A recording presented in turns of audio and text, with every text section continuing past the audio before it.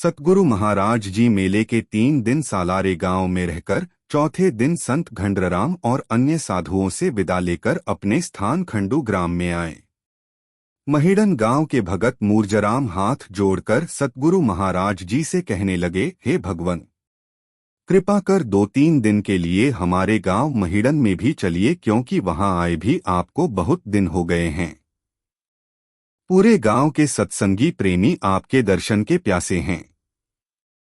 चलने का दिन निश्चित कर बतलाइए, ताकि मैं वहां के प्रेमियों सत्संगियों को इसके विषय में सूचना दूं, ताकि वे आवश्यक व्यवस्था करें।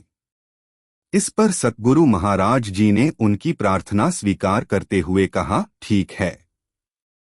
तत्पश्चात सतगुरु महाराज जी ने खंडू में रहकर 3 दिन तक सत्संग की मौज की।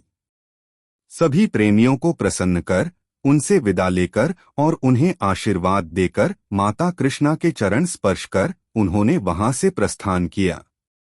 जब वे महिड़न गांव में पहुंचे तब सारे गांव में से भजन करते हुए वे भगत मूर्जराम की बैठक में आकर विराजमान हुए। रात का सत्संग आरंभ हुआ। पहले सभी साधुओं ने मिलकर भजन गाए, तत्पश्चात सतगुरु महाराज जी ने सत्संग का शुभारंभ किया। एकता के महत्व पर प्रवचन करते हुए उन्होंने कहा, एकता में ही सुख और शोभा है। जिस प्रकार मिट्टी की बनी ईंटें जब आपस में मिलकर एक सुंदर मंदिर बना डालती है, तो वह मंदिर कितना न शोभायमान लगता है। कितने ही जीव उसमें बैठकर सुख प्राप्त करते हैं, परंतु अगर एक एक ईंट अलग हो जाए तो कितना बुरा लगता है। मेल मिलाप में ही शोभा और शक्ति है। जैसे कि एक वृक्ष के पत्ते आपस में मिलकर कितनी न सुंदर छाया उत्पन्न करते हैं और शोभा पाते हैं। दोहा, मान स्वार्थ छोड़ के कर हो तुम कहे टेऊ आनंद हो, मिटे सकल मेला। संताप अर्थात जहां एकता है वहां पर भगवान लक्ष्मी सहित आते हैं। फिर जहां भगवान और लक्ष्मी हैं वहां ही सब सुख हैं। जिन शहरों में मुखियाओं और पंचों का आपस में प्रेम और मिलाप है, वे शहर सदा ही बसते रहते हैं। एकता ही सुख शांति का कारण है। एक होती है बाह्य एकता, दूसरी होती है जीव ब्रह्मा की एकता। आंतरिक एकता सभी जीवों को करनी चाहिए। 5 ज्ञानेंद्रियों और 5 कर्मेंद्रियों और 11वें मन को जीतकर जीव ब्रह्मा की एकता कर आत्म अविनाशी घर में सुख पाना चाहिए। जिन जिन मनुष्यों ने यह एकता की है वे सदैव महाआनंद में मग्न रहते हैं। इसी विषय पर कई अन्य भजन गाकर उनका अर्थ समझाकर सतनाम साक्षी की धुनी लगवाकर उन्होंने सत्संग समाप्त किया। इसी प्रकार से सत्संग में दिन ब दिन अधिक जनता आती रही, क्योंकि महिड़न गांव के चारों ओर और भी आसपास कई गांव थे जहां से बहुत से लोग रात के सत्संग में आते थे। खैबरनी गांव के भाई भगवान दास जी तबला अच्छा बजाते थे। वे और मास्टर झमटमल सतगुरु महाराज जी के शिष्य हुए। भगवान दास जी त्यागी बनकर सतगुरु महाराज जी के श्री चरणों में रहे। सेखाट के भाई नानकराम जी ने भी गुरु मंत्र लिया और सतगुरु महाराज जी के शिष्य बने। सतगुरु महाराज जी 8 दिन महिड़न में रहे। ठोड़हन गांव के भाई कुंदनराम और भाई वीरूराम सतगुरु महाराज जी से निवेदन कर उन्हें ठोड़हन में ले आए। 4 दिन तक सतगुरु महाराज जी वहां पर रहे। उसके बाद उडेरोलाल गांव के भगत ताराराम जी और भगत शोभराज मल जी भी उन्हें प्रार्थना कर अपने गांव उडेरोलाल ले आए। वहां पर भगत ताराराम जी ने सतगुरु महाराज जी को अपने स्थान पर ठहराया। सायंकाल के समय उडेरोलाल जी के मंदिर में दर्शन कर और भ्रमण कर सतगुरु महाराज जी ने सत्संग आरंभ किया। पहले फले भगत शोभराज और अन्य साधुओं ने सत्संग किया। उसके बाद सतगुरु महाराज जी ने सत्संग का शुभारंभ कर कहा, यह उडेरोलाल वरुण देवता के अवतार हैं। जिस प्रकार से भगवान श्री रामचंद्र और भगवान श्री कृष्ण चंद्र धर्म की रक्षा के लिए अवतार धारण कर आए थे, उसी प्रकार श्री उडेरोलाल भी धर्म की रक्षा हेतु अवतार धारण कर आए थे। जब जब भी धर्म की हानि होती है तब तब सच्चिदानंद घन परिपूर्ण परमात्मा अवतार धारण कर धर्म की रक्षा करते हैं। कुछ लोग कहते हैं कि परमात्मा निर्गुण निराकार हैं, अतः वह कैसे अवतार धारण कर आएंगे। इस बारे में एक दिन अकबर बादशाह ने बीरबल से कहा, हे बीरबल, आपके शास्त्रों में लिखा है कि परमात्मा अवतार धारण कर आते हैं, सो यह बात कहाँ तक सत्य है?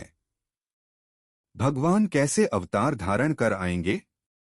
इस पर बीरबल ने बादशाह से कहा, हे बादशाह सलामत, जब भी संसार में साधु ब्राह्मण सभी दुखी होते हैं और पाप एवं कुकर्म बढ़ जाता है, तब वह परमात्मा स्वयं अवतार धारण कर आते हैं और सभी जीवों को धर्म मार्ग पर लगाकर उन्हें सुखी बनाते हैं।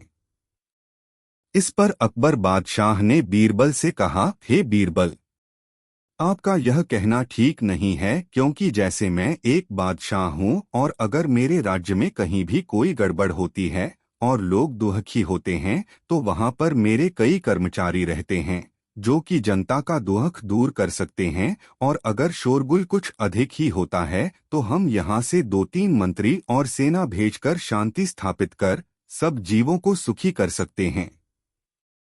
मैं केवल हुक्म आदेश निकालूंगा तो देश का कार्य सुचारू रूप से चलता रहेगा। मेरे वहां जाने की क्या आवश्यकता है?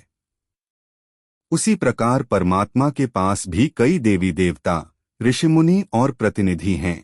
वे अपने आप ही सभी लोगों को सुख देंगे, परंतु फिर भी अगर संसार में कोई ऐसा ही अत्याचार होता है तो किसी अन्य देवता को भेजकर उस घोर अत्याचार को समाप्त कर सब जीवों को सुखी बना सकते हैं।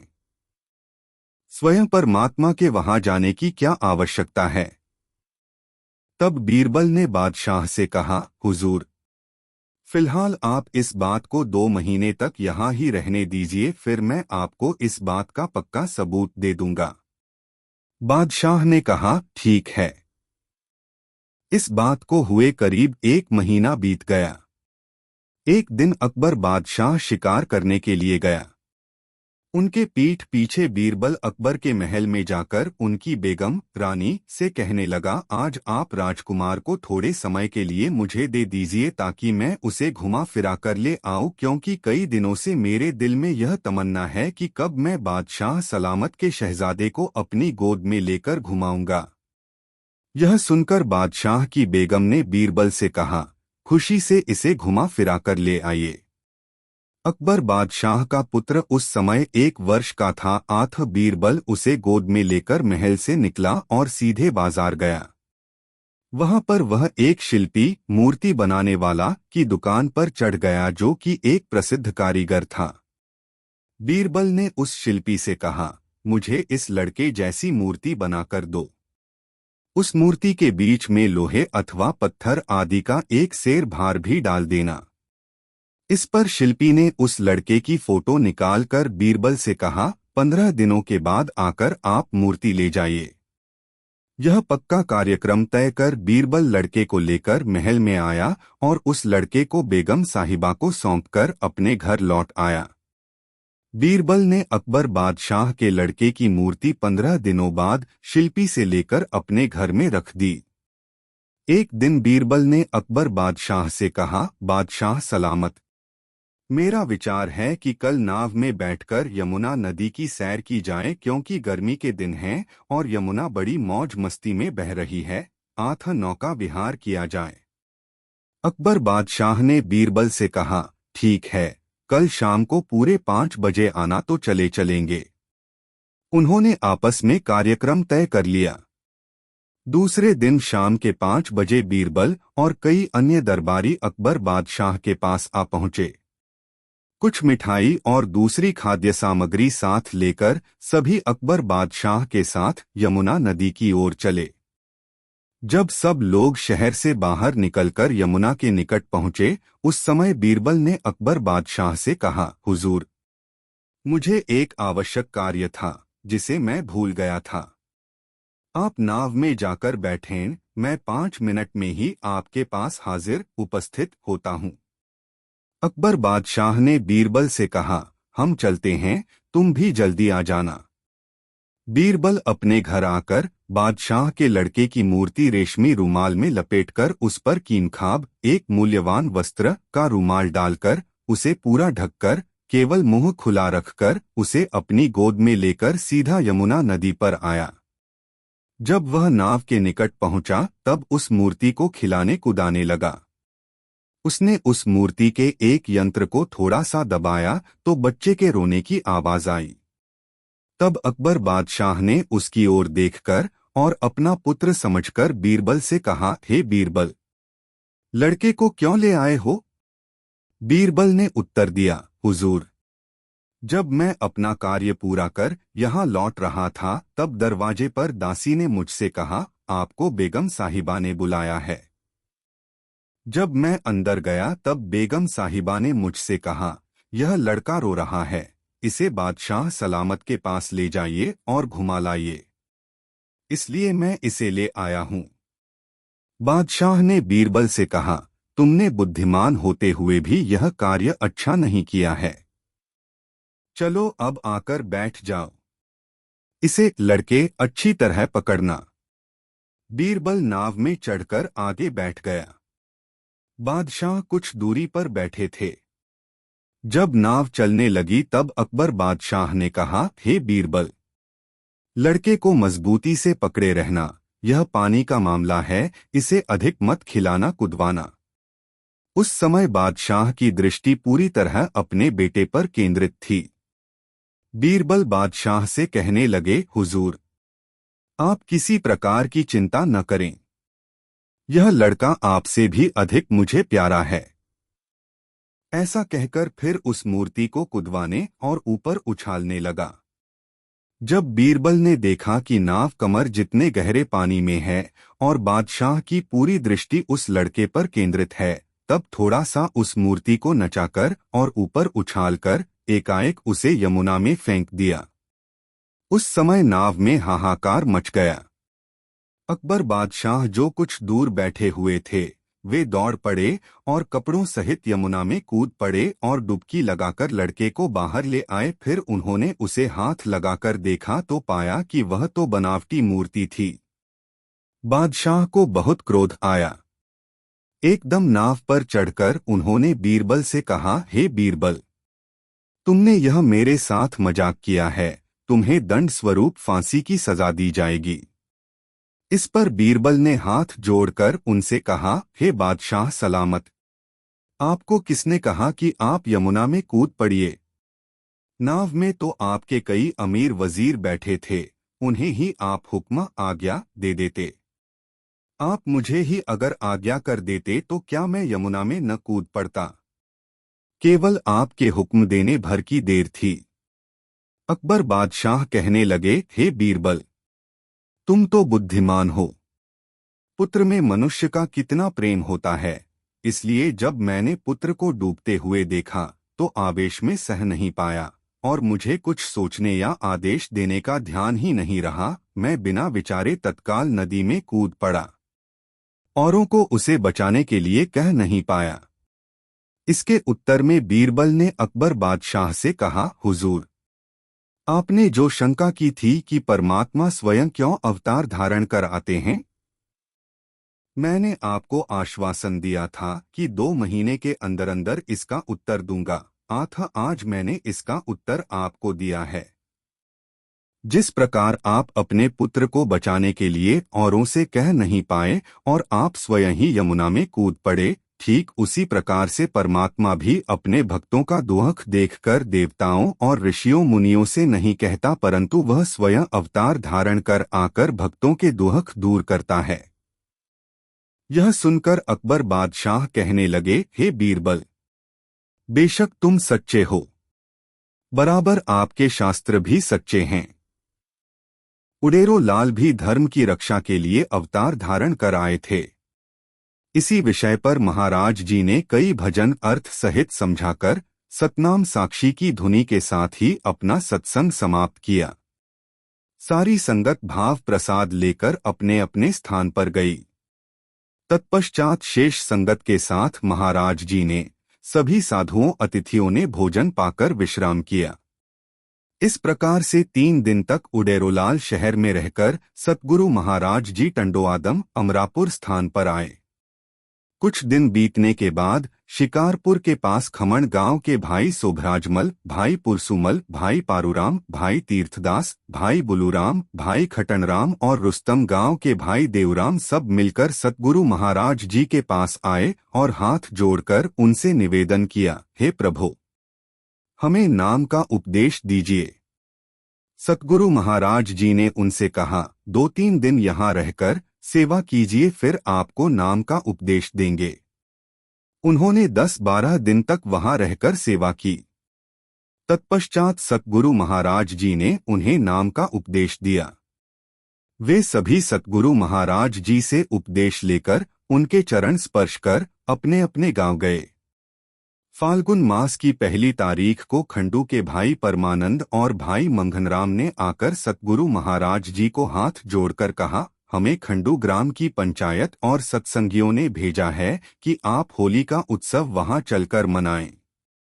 इससे पहले हम भगत फिराया सिंह को बुलवाते थे, वे अब देवलोक पधार गए हैं। अब सभी पंचों ने एकमत होकर निर्णय किया है कि सदैव फाल्गुन मास में होली के शुभ अवसर पर सतगुरु महाराज जी को ले आया जाए। हे प्रभु, कृपा कर अब चलिए। आपके चलने से कितने ही जीवों की रक्षा और कल्याण होगा।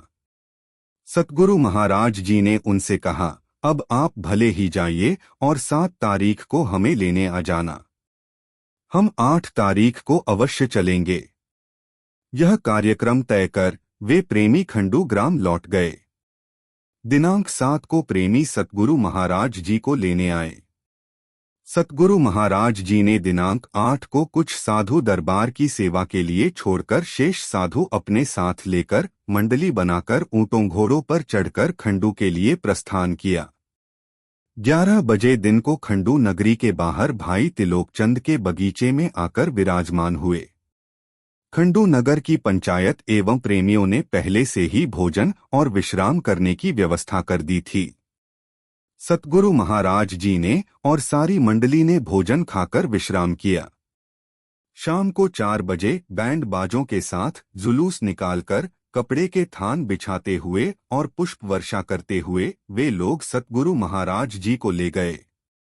साधुजन भी इकतारे और घुंघरू मंडित डंडे बजाते हुए भजन गाते हुए चल रहे थे। उस समय खंडू नगरी में ऐसा प्रेम छाया हुआ था मानो कि अयोध्या में मर्यादा पुरुषोत्तम रामचंद्र जी लक्ष्मण सीता सहित वनवास से लौट आए हों। ऐसा प्रेम का व्यवहार खंडू नगर वालों ने महाराज जी के साथ किया। उनके ऊपर पैसे और पताशे न्यौछावर करते हुए सारे शहर में घूमते हुए शाम को 6 बजे उस स्थान पर आए जहां सतगुरु महाराज जी की माता कृष्णा देवी रहती थीं। सतगुरु महाराज जी ने माता के चरण स्पर्श किए, उनसे मिलकर आकर आसन पर विराजमान हुए। उस रात को सतगुरु महाराज जी और अन्य साधुओं ने विश्राम किया।